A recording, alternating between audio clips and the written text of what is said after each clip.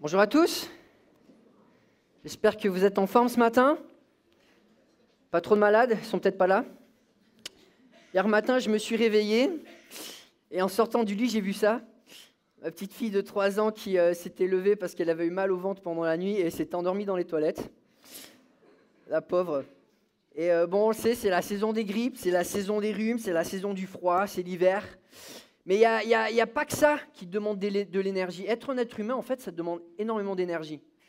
Au quotidien, pour faire fonctionner nos corps, on consomme entre 2-3 000 calories par jour. 2-3 000 calories par jour, bon, voilà, c'est quelques repas, on pense que ce n'est pas grand-chose, mais c'est l'équivalent en 1 an de 1 tonne de dynamite. 1 tonne de dynamite.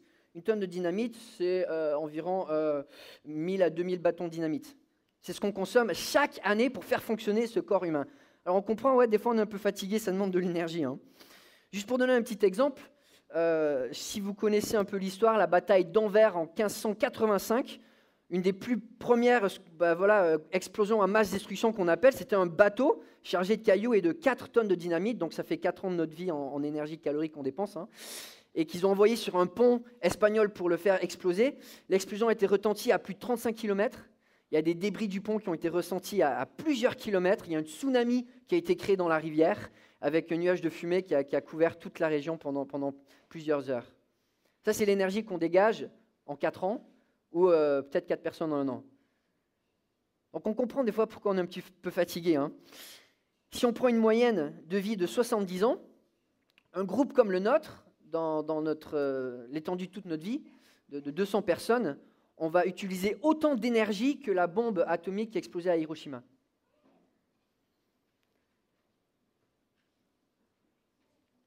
Chaque jour, on consomme une grande quantité d'énergie. Tout ce qu'on fait demande de l'énergie. Et tout ça avec des réserves limitées, selon ce que nos corps nous donnent, ce que notre santé nous permet d'avoir. Mon épouse, elle a une maladie auto-immune, et du coup, son corps surréagit à l'environnement, donc ça consomme plus d'énergie. Donc, elle dit souvent à nos enfants, moi, le matin, je commence avec un verre à moitié vide, à moitié plein. Vous commencez avec un verre plein. Et moi, je connais des gens comme Pascal qui commencent avec 3 verres pleins. Et il y en a qui ont de l'énergie. Mais ce n'est pas juste de l'énergie physique qu'on a besoin d'énergie émotionnelle, énergie mentale, énergie relationnelle, énergie spirituelle. Et constamment, chaque jour, on se vide et on a besoin de se remplir et on a besoin de lutter contre la fatigue pour surmonter les défis et surmonter les épreuves de chaque jour. Tout ce qu'on fait, ça demande de l'énergie, ça demande de la puissance. Alors, on revient dans l'épître de Tite. Et Paul va encourager Tite avec beaucoup de choses à faire. Il va dire, voilà, je t'ai envoyé dans l'île de Crète pour établir des églises. Donc tu vas aider les églises à grandir, tu vas aider les églises à s'enraciner, tu vas aider les chrétiens à porter des belles œuvres, pour avoir un témoignage, pour que l'évangile grandisse. Et constamment dans sa lettre, il va continuer de ramener la même application. Par l'évangile, on fait des bonnes œuvres. Et pour qu'une église rayonne, il faut que chaque chrétien se responsabilise pour faire des bonnes œuvres là où Dieu l'a placé. C'est le challenge de l'épître de Tite. Mais en même temps, Paul, alors c'est une lettre directe, elle est très courte, il y a beaucoup de commandements, il y a beaucoup d'impératifs. Mais en même temps, Paul, il ne prescrit pas l'activisme ou le légalisme. Ce n'est pas parce qu'il y a beaucoup de commandements que finalement c'est pour qu'on soit écrasé et que finalement on se dise « j'ai pas l'énergie, je suis incapable de faire ça ». Et là, on arrive au chapitre 3, où encore une fois, il va y avoir un encouragement pour des bonnes œuvres. Mais le chapitre 2, ça finit avec quoi? Ça finit avec la grâce de Dieu. On a cette motivation parce que Dieu, il est venu vers nous et il nous a donné de l'énergie. Et là, on arrive au chapitre 3, et Paul, il va nous encourager de faire des bonnes œuvres, mais c'est dans le contexte qu'on va lire de la puissance de Dieu qu'on a reçue. La raison, c'est la grâce, et le moyen, c'est la puissance de Dieu. Et tout ça, c'est la même source, c'est l'évangile. Et constamment dans cette épître de Tite, Paul revient à l'évangile. On a besoin de se prêcher l'évangile, on a besoin de revenir à la source, parce que c'est en revenant à la source, en comprenant l'évangile, qu'on a la motivation et qu'on a aussi la puissance. La puissance sans mesure qui nous sauve est la même puissance que Dieu met à notre disposition pour le servir et faire des bonnes œuvres. Et c'est seulement en se rappelant de ce qu'on a vécu, d'où nous venons et de ce que Dieu a fait en nous, qu'on peut nourrir notre foi et se projeter le futur en disant, voilà, Dieu, tu as fait ça, je sais que tu peux continuer de le faire. Je vous invite à lire avec moi. Nous sommes donc en Tite, chapitre 3, versets 1 à 11. Rappelle-leur de se soumettre aux magistrats et aux autorités, de leur obéir, d'être prêts pour toute bonne œuvre, de ne calomnier personne, d'être pacifique, conciliant, plein de douceur envers tous les hommes. Nous aussi, en effet, nous étions autrefois stupides, rebelles, égarés, esclaves de toutes sortes de passions et de plaisirs. Nous vivions dans la méchanceté et dans l'envie, nous étions odieux et nous nous détestions les uns les autres. Mais lorsque la bonté de Dieu notre Sauveur et son amour pour les hommes ont été révélés, il nous a sauvés. Et il ne l'a pas fait à cause des actes de justice que nous aurions pu accomplir, mais conformément à sa compassion, à travers le bain de la nouvelle naissance et le renouvellement du Saint-Esprit, qu'il a déversé avec abondance sur nous par Jésus-Christ, notre Sauveur. Ainsi, déclarés justes par sa grâce, nous sommes devenus ses héritiers, conformément à l'espérance de la vie éternelle. Cette parole est certaine, et je veux que tu te montres affirmatif là-dessus, afin que ceux qui ont cru en Dieu s'appliquent à pratiquer de belles œuvres. Voilà ce qui est bon et utile aux hommes, mais les folles spéculations, les généalogies, les disputes, les conflits relatifs à la loi, évite-les, car ils sont nuisibles et sans valeur. Si quelqu'un provoque des divisions, éloigne-toi de lui après un premier, puis un second avertissement. Sache qu'un tel homme est perverti et qu'il pêche, se condamnant ainsi lui-même. Je t'invite à prier avec moi, et on va creuser ce passage ensemble ce matin. Oui, Père Céleste, merci parce que tu nous as tellement donné. Et des fois, on oublie à quel point ce salut est précieux et à quel point tu as déversé ton amour, ta puissance. Et quand on vient à la source, on peut encore goûter à ces choses. De nous de jamais perdre notre émerveillement face à la puissance que tu nous donnes et que tu rends accessible pour que nous puissions faire des bonnes œuvres. Et ma prière pour notre Église, Père Céleste, c'est que cette semaine, les jours qui vont suivre, les mois qui vont suivre, nous puissions être remplis de bonnes œuvres en puisant dans l'Évangile, en puisant dans la source, dans ce que tu as fait pour nous, par ta force, pas par nos propres forces. Donne-nous, Père Céleste, d'être utiles pour toi et à ton service. Amen. L'Évangile, c'est la dynamite. C'est de la dynamite. Et c'est vrai que voilà, on compte notre énergie en calories, on se dit, ouais, on est forts les hommes, nous. Mais un ouragan, quand il se déchaîne, il dégage autant d'énergie que 10 000 bombes atomiques. Je vous laisse compter. 10 000 bombes, et juste en chaleur, ça ne compte pas toutes les autres sources qui dégagent de l'énergie d'un ouragan. C'est 10%, on pense, de son énergie qui est dégagée en chaleur. Et c'est 10 000 bombes nucléaires. Et ça, c'est... Dieu, il a créé le monde en claquant des doigts. C'est juste une ombre de la puissance que Dieu a comme ressource. Paul va dire en Romains, il va dire, en effet, je n'ai pas honte de l'évangile de Christ, c'est quoi? C'est la puissance de Dieu. Il ne dit pas c'est une puissance, c'est la puissance. On veut vivre avec puissance, il faut revenir à l'évangile. C'est la puissance, en revenant à cette source, qu'on trouve le salut pour quiconque croit, le juif d'abord, mais aussi le non-juif. Et si nous voulons imbiber de puissance nos œuvres sur terre, il faut qu'on se prêche l'évangile. Il faut qu'on revienne à la source et qu'on se rappelle ce que Christ a fait pour nous. Et en se rappelant ce qu'il a fait pour nous, qu'on se rappelle de la puissance qui est à l'œuvre encore aujourd'hui dans nos vies. Alors Paul, dans ce passage, il va nous donner 4 éléments de la puissance de Dieu pour que nous puissions porter des bonnes œuvres. Et la première, c'est que la puissance de Dieu, c'est pour bénir la société. C'est ce qu'on voit au versets 1 et 2. Rappelle-leur de se soumettre aux magistrats et aux autorités, de leur bénir, d'être prêts pour toute bonne œuvre, de ne calomnier personne, d'être pacifique, conciliant, plein de douceur envers tous les hommes. Une fois de plus, quand Paul écrit, on pense que Paul n'est même pas allé encore dans l'île de Crète. Les églises sont jeunes, les églises viennent d'être implantées et il y a un travail missionnaire énorme à faire dans la région. Et le témoignage des chrétiens est extrêmement important. Dans 2 semaines, on sait, il y a les élections municipales. C'est une bonne chose en tant que citoyen de participer à la vie de nos villes, d'essayer de chercher le bien, de chercher à bénir la ville. Mais en même temps, on sait qu'on ne peut pas placer notre espérance dans les partis politiques.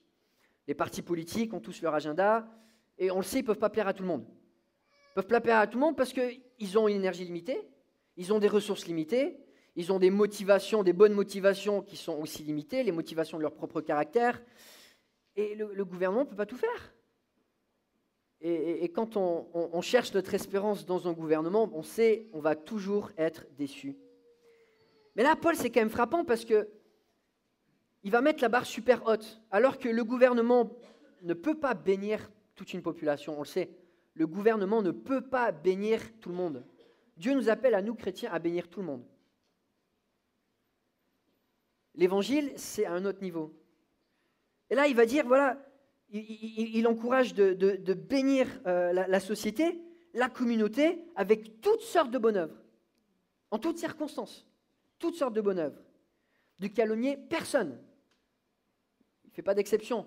Comme nous, souvent, on fait la sélection. Cette personne-là, je l'aime bien, je vais la bénir. Celui-là, il m'énerve, je vais m'énerver aussi.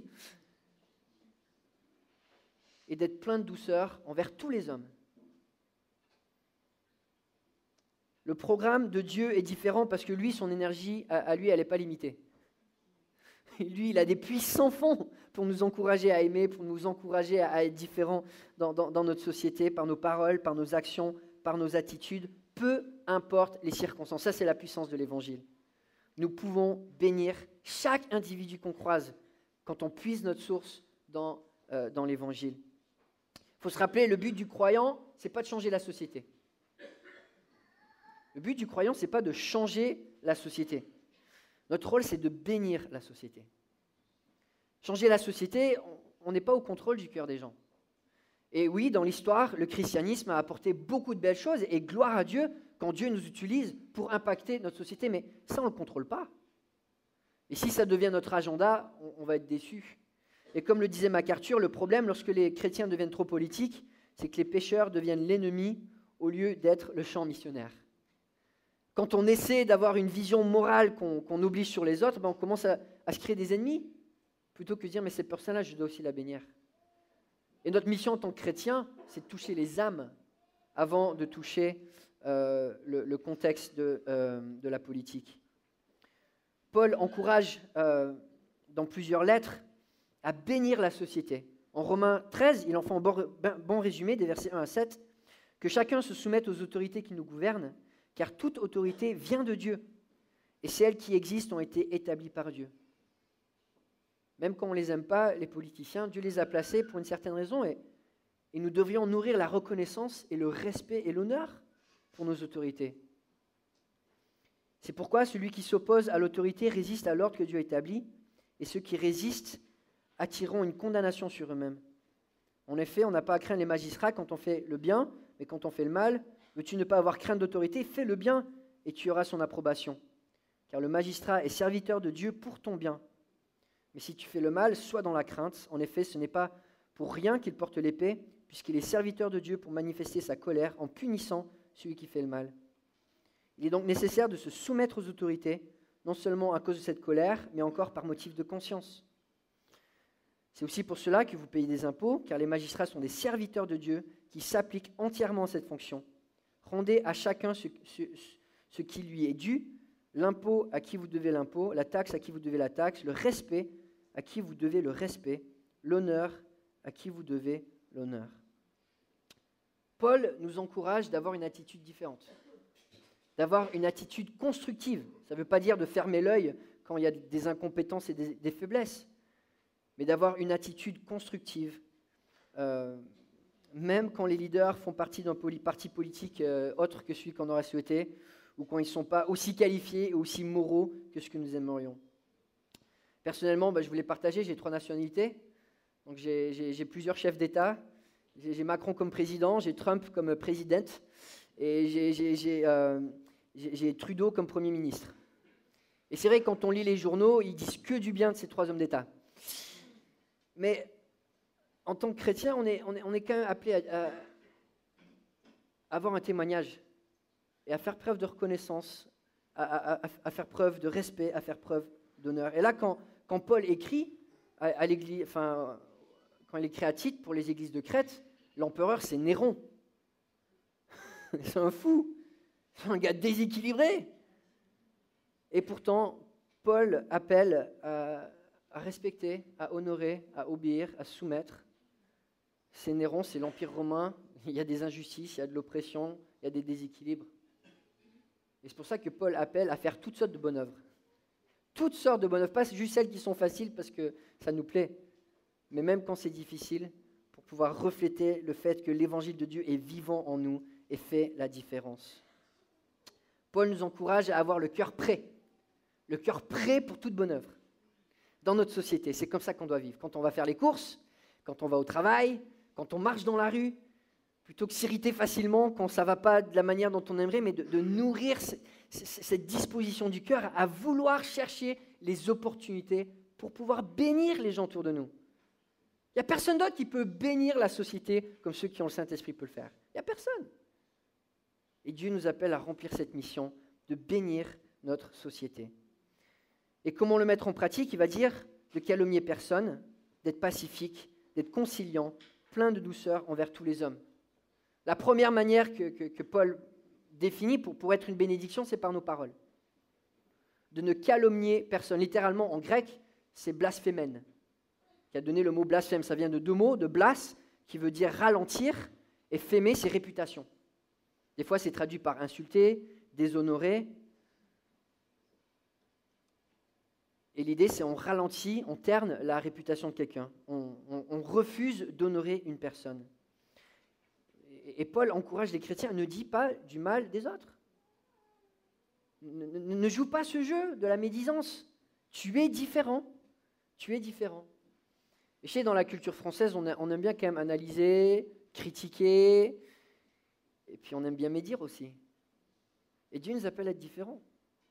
Il y a quelques semaines, j'avais une réunion parents-professeurs et pour la plus petite. Et c'est vrai que le début de l'année, c'était difficile pour elle parce qu'elle ne parlait pas très bien. Elle avait du mal à inclure, à s'incorporer dans la classe. Et du coup, j'ai dit à la maîtresse à quel point on était reconnaissant pour sa persévérance et son travail. Elle est devenue toute rouge, elle ne savait plus où se placer. C'est comme si elle n'avait jamais entendu ça de sa vie, quoi. Et c'est vrai, on vit dans une culture où il n'y a pas de louange. Dans le monde du travail, il y a très peu d'honneur, et Dieu nous appelle à être différents. Oui, bien sûr, il n'y a aucune personne qui est parfaite, mais le bien qu'on voit, on doit l'honorer.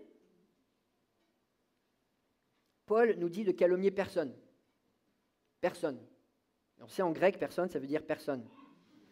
Même celui qui te coupe quand tu conduis. Même celui qui te manque de respect. Dieu nous appelle à ne dire du mal de personne. Pourquoi? Parce que c'est quand on a un standard élevé qu'on peut vraiment refléter Dieu et bénir notre société, plutôt que le faire ponctuellement jusqu'on a envie. Et on sait, la médisance, c'est destructeur. C'est difficile d'effacer de nos cerveaux les mauvaises paroles qu'on a entendues sur des gens, n'est-ce pas? Quand quelqu'un vous dit du mal d'une personne, ça reste. C'est dur d'effacer ça. Et Dieu nous appelle à être constructifs, pas destructifs. Dans le même esprit, dans les paroles, mais aussi dans nos actions, à être faiseurs de paix, à être pacifistes, à être conciliants, à être plein de douceur envers tous les hommes. Même chose, notre témoignage, c'est quand il est cohérent et qu'il est régulier.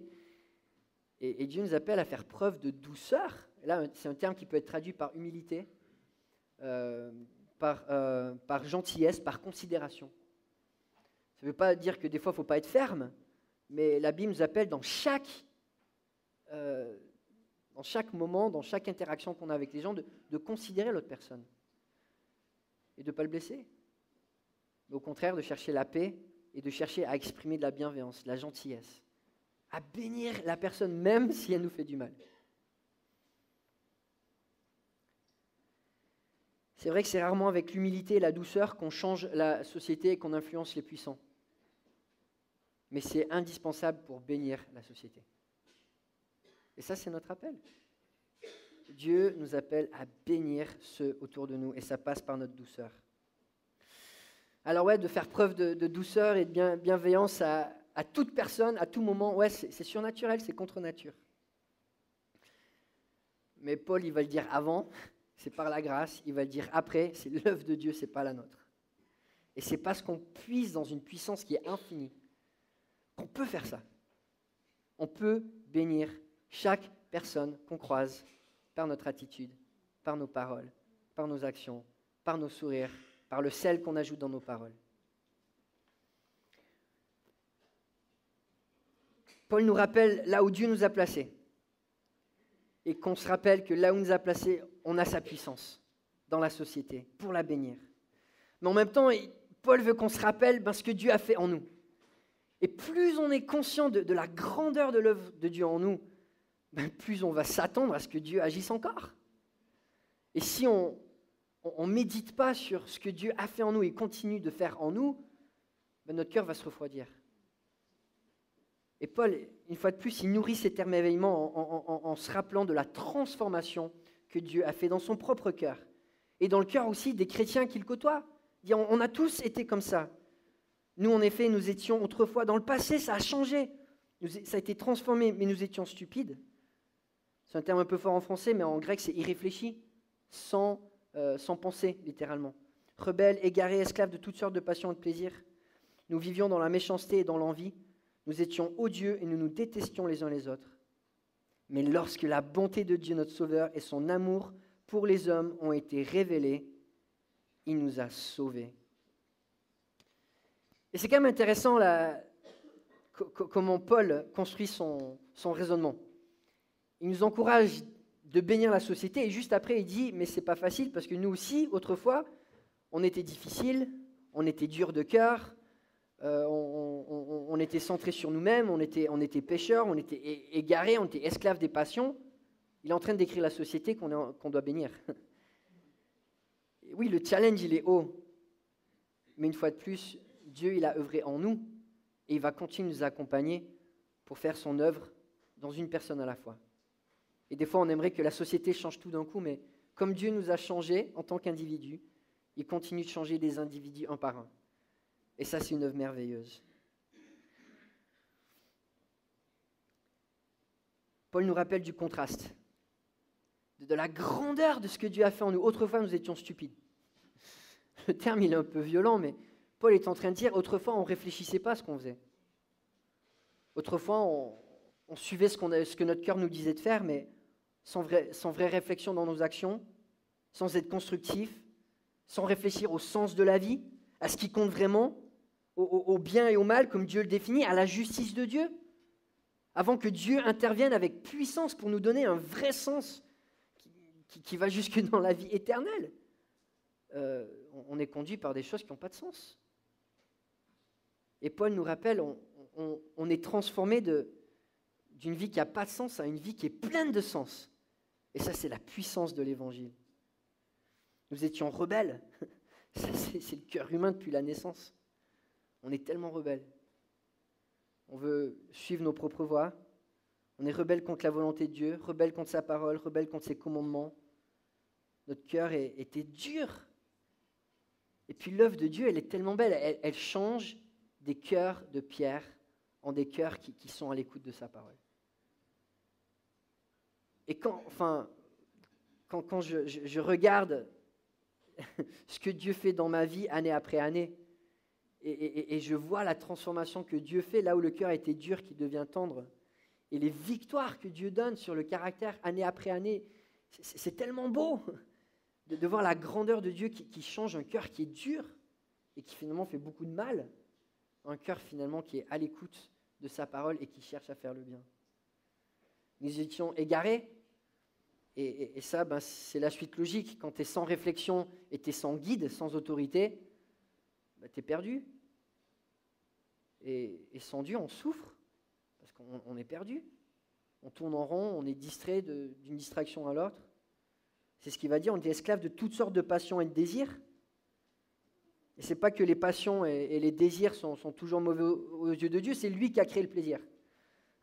C'est Dieu qui a créé le monde bon au départ pour qu'on en profite. Donc Dieu veut qu'on ait une vie riche en plaisir, mais comme lui les a définis, avec l'ordre que lui a défini.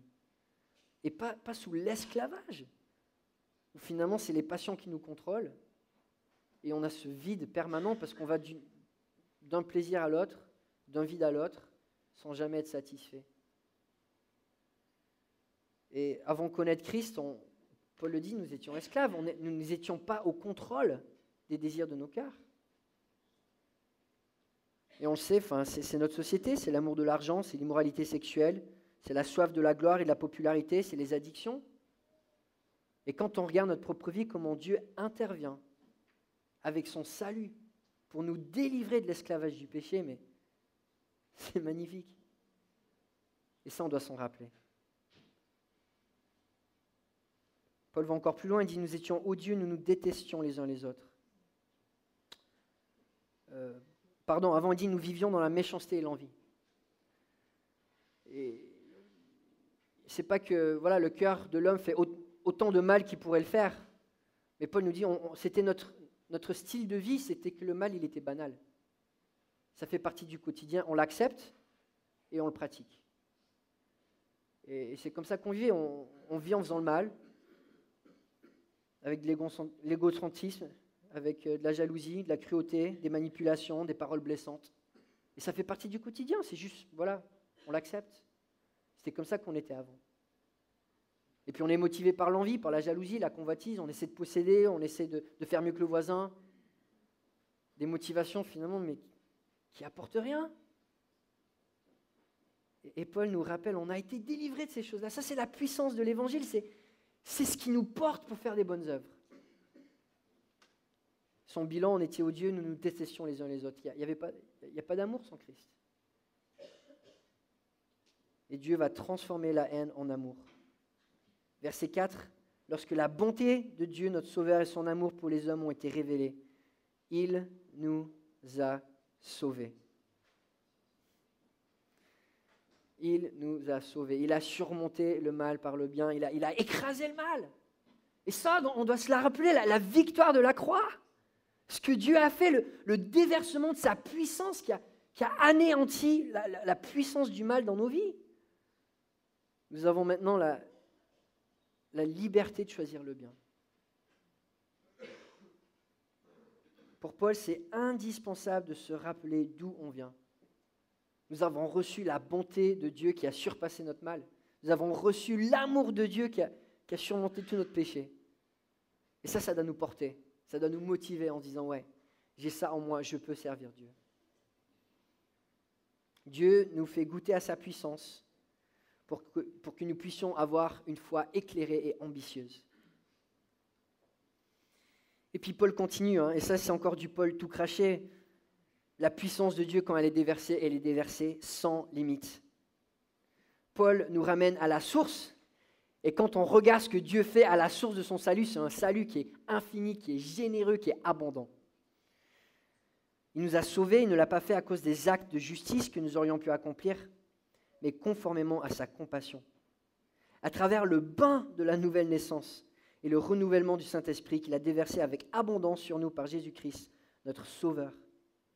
Ainsi, déclarés justes par sa grâce, nous sommes devenus ses héritiers, conformément à l'espérance de la vie éternelle. Et je ne sais pas si j'aurais aimé voir le visage de Paul quand il écrit ces paroles-là. Je vais écrire le dogme chrétien du salut. Nous sommes justifiés par la grâce. Il est émerveillé. Il utilise des superlatifs constamment parce qu'il dit « mais c'est trop beau. Je peux pas saisir toute la grandeur de ce que Dieu a fait. Et j'ai pas envie de perdre mon émerveillement. » Et je ne sais pas si on réalise à quel point le salut de Dieu, pour nous, il est beau. Et des fois, on se dit, bon, on est chrétien, c'est la vie, on est fatigué, on continue. Et on oublie ce que Dieu a fait. À quel point c'est magique, quoi. Premièrement, Paul nous parle qu'aucune de nos œuvres n'était méritoire, aucune de nos actes de justice pouvait nous faire mériter le ciel. Il essaie de nous donner un espèce de contraste. Tu prends toutes les œuvres de toute l'humanité, tu prends une pile de toute l'énergie qu'on a consommée pour faire toutes les bonnes œuvres qu'on pouvait faire. Et la compassion de Dieu déversée par son amour à la croix dépasse tout ça. Ça le surmonte, mais complètement. Toutes nos bonnes œuvres, ça n'y arrive pas à la cheville. Et Paul nous dit, ça c'est l'amour que Dieu nous a déversé. Toute l'énergie de toute l'humanité, ça, c'est même pas un millième de ça. C'est tellement abondant. Et il parle de de la nouvelle naissance, du renouvellement du Saint-Esprit comme un bain qui est déversé avec abondance. Et nous, bon, c'est vrai, quand on illustre la nouvelle naissance, on va dans un petit bain, le baptistère, et il n'y a pas trop de place parce que voilà, on va être économique. Paul nous dit non, quand Dieu te plonge dans ce lavement de la nouvelle naissance, mais tu n'as pas 1 centimètre carré de ton eau, de ta peau qui n'est pas complètement purifiée. Dieu, il te couvre, mais abondamment. Enfin, tu es dans 10 000 océans de grâce qui te couvre. Le péché, il n'y a pas de compétition face à la grâce. C'est un bain, il va dire, c'est le Saint-Esprit qui est déversé avec abondance. Dieu nous déverse son Saint-Esprit sans mesure, de manière infinie, sans retenue. Dieu ne donne pas son Saint-Esprit au salut avec un cap maximum par jour. Ouais, là, non, t'as trop demandé, arrête. Non, c'est infini, c'est déversé avec abondance. Et c'est ce que Paul veut qu'on se rappelle. Dieu nous a fait le cadeau de la nouvelle naissance où on a été purifié de chaque centimètre carré de péché. Et il nous a donné le Saint-Esprit avec une puissance qui est infinie dans laquelle on peut puiser. Paul continue, verset 7, « Ainsi déclaré juste par sa grâce, nous sommes devenus ses héritiers, conformément à l'espérance de la vie éternelle. » Quelle est une des plus grandes espérances de notre société? Devenir l'héritier d'un coupon de loto. Recevoir un grand héritage. Ce n'est pas juste des mots chrétiens, là. Est-ce qu'on se rend compte ce que ça veut dire d'être héritier de Dieu? Tout ce qui appartient à Dieu nous appartient. On a les clés du compte en banque de Dieu. Ça te motive, ça? Et Paul nous dit, mais rappelle-toi de ça. Dieu nous a adoptés dans sa famille, on est des héritiers. Et jusque dans la vie éternelle, tout ce que Dieu a de plus précieux, même la vie qui est infinie, il nous l'a donné.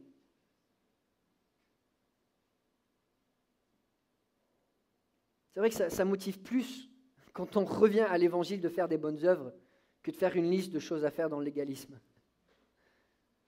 Quand on se rappelle ce que Dieu a fait pour nous, sa puissance par l'évangile est déversée sans limite. Et puis Paul finit avec un avertissement. La même chose à la fin du chapitre 2, quand il nous dit « La grâce de Dieu nous enseigne ». Et il dit à Tite « Mais tu laisses personne dire le contraire. » Notre évangile est puisé dans la grâce, c'est ça notre puissance. Et là, il va dire à Tite, c'est pareil. L'Église doit être unie autour de l'Évangile. Les sujets secondaires qui divisent, tu leur bottes les fesses. C'est pas ça à quoi on a été appelé. Et tu prends la tenue de combattant pour faire en sorte que l'Église reste unie autour de l'Évangile, pas autour de quelque chose qui est secondaire. Parce que cette puissance-là, on la gâche quand on investit notre énergie dans ces choses secondaires. Cette parole est certaine, et je veux que tu te montres affirmatif là-dessus, afin que ceux qui ont cru en Dieu s'appliquent à pratiquer de belles œuvres. Voici ce qui est bon et utile aux hommes. Mais les folles spéculations, les généalogies, les disputes, les conflits relatifs à la loi, évite-les, car ils sont nuisibles et sans valeur. Si quelqu'un provoque des divisions, éloigne-le de toi après un premier puis un second avertissement. Sache qu'un tel homme est perverti et qu'il pêche, se condamnant ainsi lui-même. L'Église, elle est sacrée. Et Dieu nous appelle à vivre l'Évangile au quotidien, à rester centré sur l'Évangile, parce que tout le reste, ça va créer des divisions.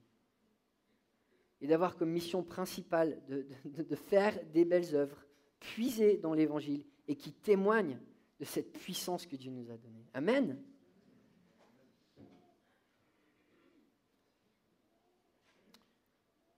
Vendredi, on a le forum.